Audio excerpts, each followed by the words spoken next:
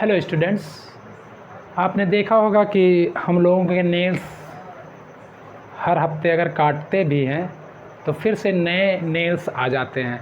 Hairs काटते हैं तो 1-2 महीने में फिर से इसी तरीके से बड़े हेयर्स हो जाते हैं। कहीं चोट लग जाती है, घाव हो जाता है तो फिर से स्किन उसी तरीके से फिर से वापस आ जाते हैं। ऐसा क्यों होता है?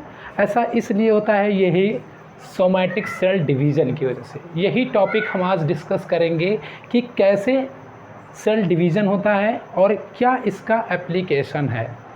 तो जो रिपेयर्ड सेल्स हैं, जो ओल्ड सेल्स हैं या जो डेड कर गए या नॉन फंक्शनल जो सेल्स हैं, उनको रिप्लेस करने के लिए ये प्रोसेस होता है सेल डिवीज़न।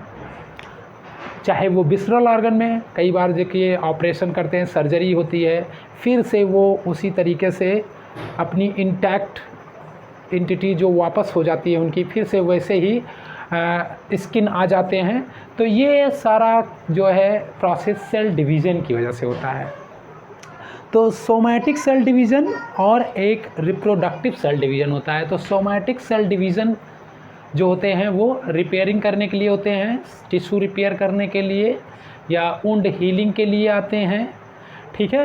लेकिन जो रिप्रोडक्टिव है, रिप्रोडक्टिव सेल डिवीज़न, वो हम रिप्रोडक्शन में पढ़ेंगे। तो यहाँ पे हम सिर्फ डिस्कस करेंगे सोमैटिक सेल डिवीज़न, जिसके जो है एक तरह से 2 पार्ट में इनको डिवाइड किया गया है। एक तो इंटरफेज और दूसरा ये माइटोटिक फेज़। माइटोटिक फेज़ भी 2 फेज़ फर्दर डिवाइड करेंगे, माइटोसिस फेज़ और साइटोकाइनेसिस। तो डिस्कस करते हैं सबसे पहले कि जो एक फेज़ होता है इनका, इंटरफेज़, ठीक है। तो इसमें क्या होते हैं कि इंटरफेज़ में कंटेंट डबल होते हैं। जो डॉटर सेल्स बनते हैं, 2 इनके जो डॉटर सेल्स बनेंगे, जैसे कोई सेल्स है तो सपोज़ कर लीजिए कि ये कोई एक सेल है, तो ये सेल डिवाइड होके 2 सेल बनेंगे, 2 फर्दर आगे चल के पेरेंट सेल हो जाएंगे, वो 4 बनेंगे, 4 से 8, इसी तरीके से सेल डिवीज़न होता रहता है, ठीक है। अब हम इसको इस तरीके से समझेंगे कि भाई जैसे सेल है कोई और ये डिवाइड होना चाहते हैं। अब ये सेल 1 नहीं 2 होना चाहते हैं, तो डिवाइड होने से पहले ये चाहते हैं कि जितना क्रोमोसोम नंबर हमारे पास है उतना ही क्रोमोसोम नंबर जो है डॉटर्स के पास भी हो। सपोज़ कर लो इस तरीके से हम इसको समझते हैं कि जैसे किसी का 2 भाई हैं और घर में रहते हैं। अब वो डिसाइड करते हैं भाई कि इस घर को डिवाइड किया जाए और हम 2 पार्ट में इसको बना लें। तो अब इन्होंने ये सोचा कि भाई हमारे पास इनकी जो पूरी वैल्यू है 1 करोड़ की है, सपोज़ कर लो। तो अब ये चाहते कि हम डिवाइड होने के बाद भी हमारे पास 1-1 करोड़ हो।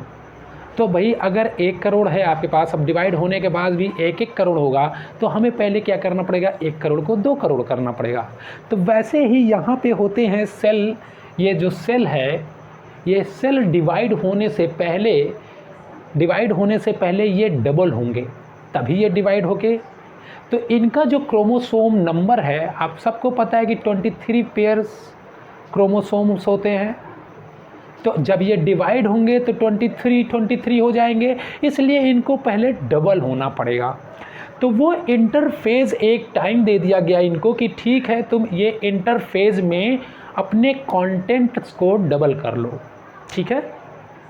तो अब ये कंटेंट अपना ये डबल करने जा रहे हैं। इनको टाइम पीरियड दे दिया गया कि इंटरफेज़ में आपको ये डबल करना है। उसके बाद हम तैयारी करेंगे डिवीज़न की, यानी माइटोटिक फेज़, माइटोसिस और साइटोकाइनेसिस। माइटोसिस मतलब न्यूक्लियर डिवीज़न होगा, साइटोकाइनेसिस मतलब सेल ऑर्गेनेल्स या साइटोप्लाज्म का कंटेंट वो डिवाइड होगा, ठीक है।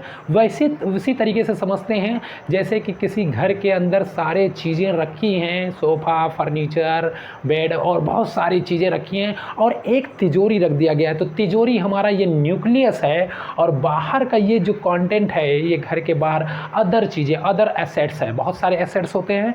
तो ये mitochondria, Golgi body, ribosomes, lysosomes, ये साइटोप्लाज्मिक कंटेंट है और ये न्यूक्लियस है, यानी घर की तिजोरी है भाई, ठीक है। तो इंटरफेज में क्या होते हैं, इंटरफेज में इन कंटेंट को पूरा डबल करना है। इंटरफेज को भी हमने 3 पार्ट में डिवाइड कर दिया है। इंटरफेज में 3 पार्ट में डिवाइड कर दिया है, G1 फेज, एस फेज और G2 फेज। ये इंटरफेज के डिवीज़न हैं। G1 फेज में ये कहा गया है कि भाई जो अपना जो सेल ऑर्गेनेल्स है, यानी ये सब, ये डबल करना है इनको, यानी माइटोकॉन्ड्रिया डबल करना है, गोल्जी बॉडी अलग करना है, जितना साइटोप्लाज्मिक कंटेंट है उसको आप डबल कर लीजिए, क्योंकि आगे चल के डिवाइड होना है तो डबल करके उतने कंटेंट होना चाहिए, सेल साइज़ भी उतना ही होगा डिवाइड होने के बाद। तो इनको क्या करना, सेल ग्रोथ करानी है। सेल ग्रोथ कराने के लिए भाई ये साइटोप्लाज्मिक कंटेंट जो है G1 फेज में ये डुप्लीकेशन होगा, यानी cytoplasmic organelles and other content ये क्या होंगे, डुप्लीकेशन होगा इनका डुप्लीकेशन G1 फेज में साइटोप्लाज्मिक ऑर्गेनेल्स का। ठीक है, तो बाहर की चीज़ें डबल हो गई। अब आता है भाई एस फेज में क्या है, अब ये कह रहे हैं कि जो तिजोरी वाला मामला है ना उसको डबल करिए, तिजोरी का जो कैश रखा हुआ है। तो तिजोरी मतलब ये न्यूक्लियस है।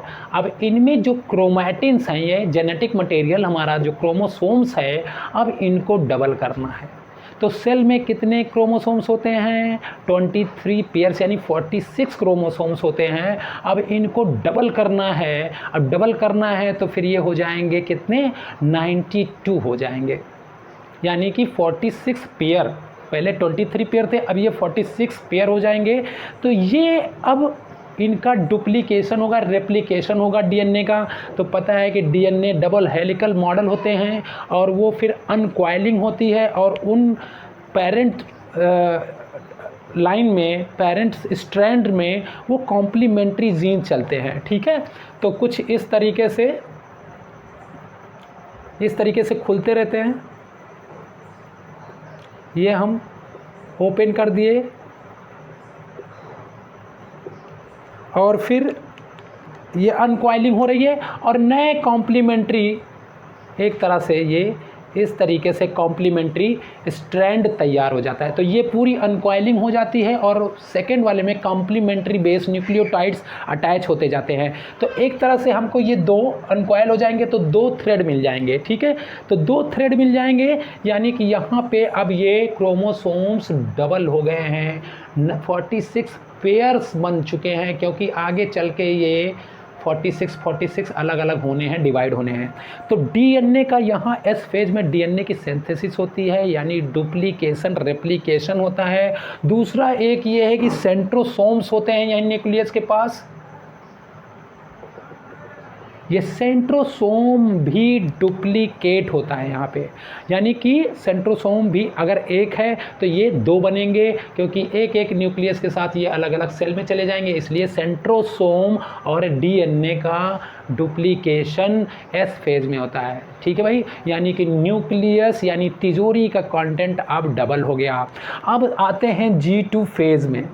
अब G2 फेज़ का मतलब ये है कि अब फाइनल टच देने जा रहे हैं, ये सेल डिवाइड होने की बिल्कुल तैयारी में है।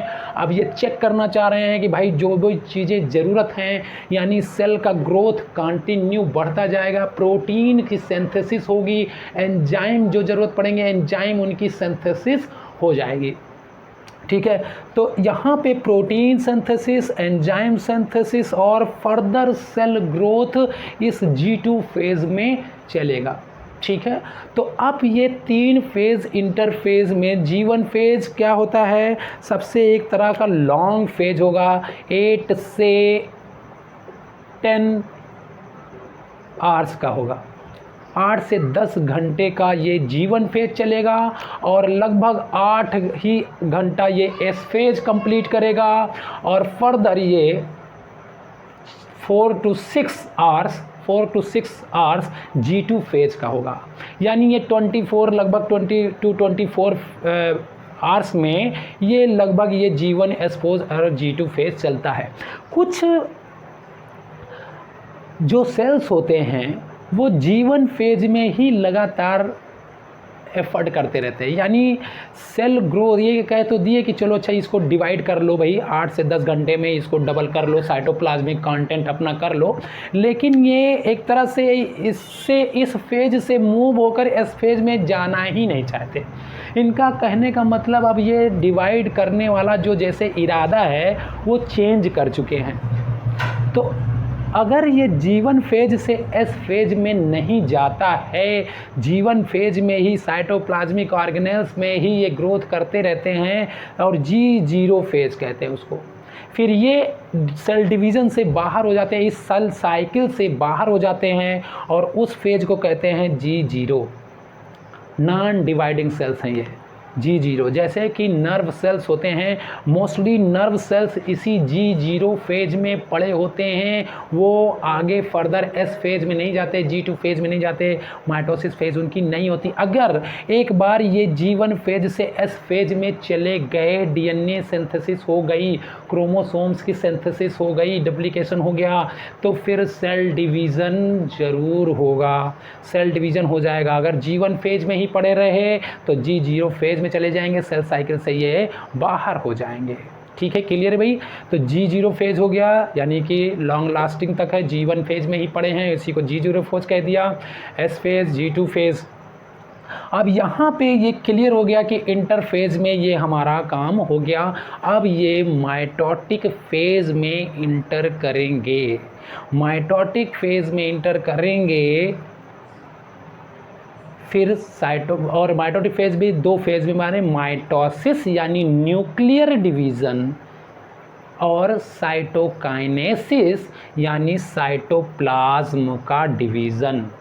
तो अब इन्होंने ये बना तो लिया इंटरफेज में, सबसे पहले सेल ऑर्गेनेल्स को डबल किया, लेकिन इन्होंने डिसाइड किया है कि पहले तिजोरी का माल बटेगा, यानी न्यूक्लियस के क्रोमोसोम्स डिवाइड होंगे। ठीक है, तो न्यूक्लियर डिवीज़न होगा प्रोफेज, मेटाफेज, एनाफेज और टीलोफेज। क्लियर है।